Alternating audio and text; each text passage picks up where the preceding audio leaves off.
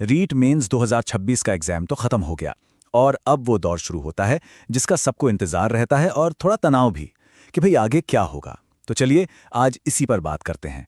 Answer की से लेकर फाइनल रिजल्ट तक हर एक स्टेप को बिल्कुल आसान भाषा में समझते हैं। तो हम 5 खास हिस्सों पर नजर डालेंगे। सबसे पहले परीक्षा के बाद का इंतजार, इस वक्त क्या हो रहा है। फिर ऑफिशियल आंसर की कब आएगी, ये सबसे बड़ा सवाल है। उसे डाउनलोड कैसे करना है ये भी देखेंगे। और हाँ, अपना स्कोर कैसे कैलकुलेट करना है और अगर किसी जवाब पर कोई शक हो तो उस पर आपत्ति दर्ज कराने की प्रक्रिया क्या है।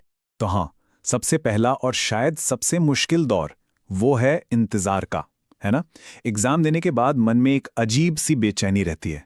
बार बार अपना पेपर याद आता है, उसका एनालिसिस चलता रहता है और ये बिल्कुल स्वाभाविक है। कई लोग तो अभी से ही अपने स्कोर का अंदाजा लगाने के तरीके ढूंढ रहे होंगे। और इसी समय होता क्या है कि कई जाने माने कोचिंग इंस्टीट्यूट्स अपनी अनऑफिशियल आंसर कीज जारी कर देते हैं। अब देखिए, ये ऑफिशियल तो बिल्कुल नहीं होती, लेकिन इनसे एक मोटा मोटा आइडिया तो लग ही जाता है।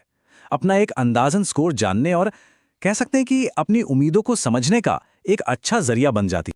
लेकिन ठीक है, अनुमान तो अनुमान है, इनसे बात पूरी नहीं होती। असली सवाल तो ये है कि वो ऑफिशियल वाली आंसर की वो कब मिलेगी। देखिए, आमतौर पर राजस्थान कर्मचारी चयन बोर्ड मतलब RSSB इस मामले में काफी तेजी से काम करता है।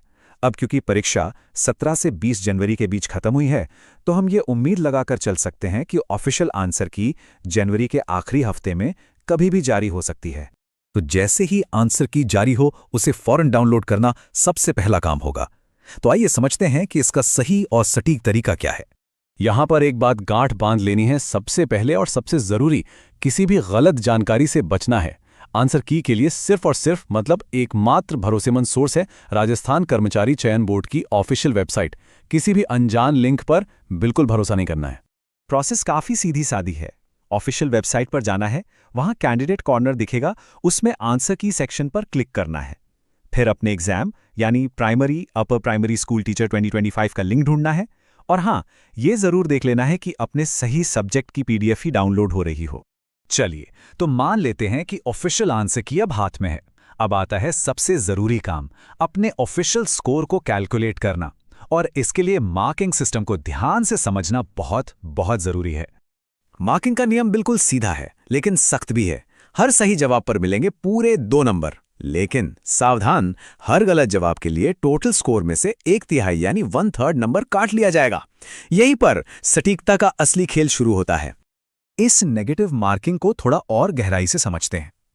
देखिए, हर गलती पर 1/3 नंबर की कटौती सिर्फ एक नियम नहीं है, ये तुक्केबाजी को रोकने और असल में सटीकता को परखने का एक तरीका है। फाइनल स्कोर सिर्फ ये नहीं बताएगा कि किसको कितना आता था, बल्कि ये भी बताएगा कि किसने परीक्षा में कितनी समझदारी और स्ट्रैटेजी से काम लिया। तो फॉर्मूला बिल्कुल आसान है। जितने भी सही जवाब हैं, उनकी संख्या को 2 से गुणा कर लीजिए। फिर जितने गलत जवाब हैं, उनकी संख्या को 1/3 से गुणा करिए। अब पहले वाले रिजल्ट में से दूसरे वाले को घटा दीजिए। बस जो बचेगा वही है फाइनल स्कोर। लेकिन एक मिनट, क्या होगा अगर किसी को लगे कि ऑफिशियल आंसर की में ही कोई जवाब गलत दे दिया गया है? ऐसा हो सकता है ना? तो घबराने की बात नहीं है। सिस्टम में इसके लिए भी एक रास्ता है। चलिए देखते हैं कि किसी जवाब को चैलेंज कैसे किया जा सकता है। और ये एक बहुत जरूरी सवाल है। अगर किसी को पूरा यकीन है, पूरे सबूत के साथ, कि ऑफिशियल की में कोई उत्तर गलत है, तो उसे चुपचाप मान लेने की जरूरत नहीं है।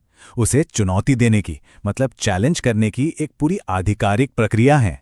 होगा ये कि बोर्ड आपत्तियों के लिए एक खास ऑनलाइन विंडो या पोर्टल खोलेगा।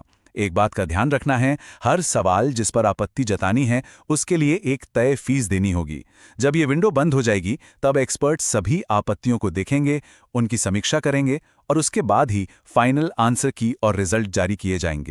आमतौर पर हर सवाल पर आपत्ति जताने की फीस 100 रुपये के आसपास होती है।